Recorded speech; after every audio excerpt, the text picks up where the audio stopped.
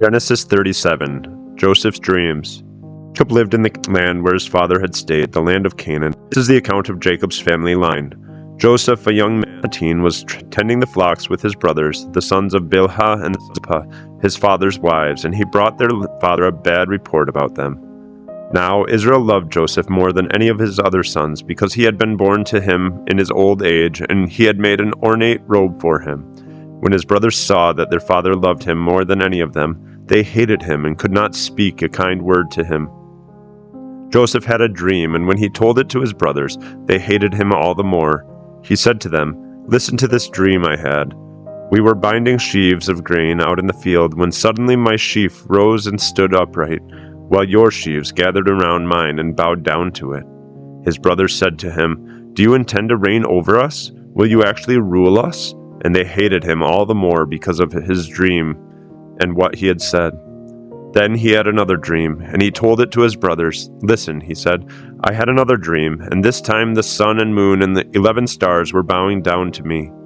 When he told his father as well as his brothers, his father rebuked him and said, "What is this dream you had? Will your mother and I and your brothers actually come and bow down to the ground before you?" His brothers were jealous of him, but his father kept the matter in mind. Joseph sold by his brothers.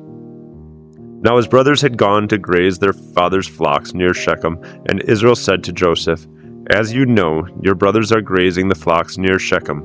Come, and I am going to send you to them." "Very well," he replied. So he said to him, "Go and see if all is well with your brothers and with the flocks, and bring word back to me." Then he sent him off from the valley of Hebron.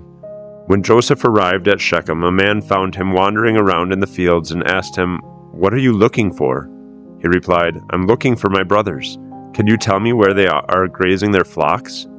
"They have moved on from here," the man answered. "I heard them say, 'Let's go to Dothan.'" So Joseph went after his brothers and found them near Dothan. But they saw him in the distance, and before he reached them, they plotted to kill him. "Here comes that dreamer," they said to each other.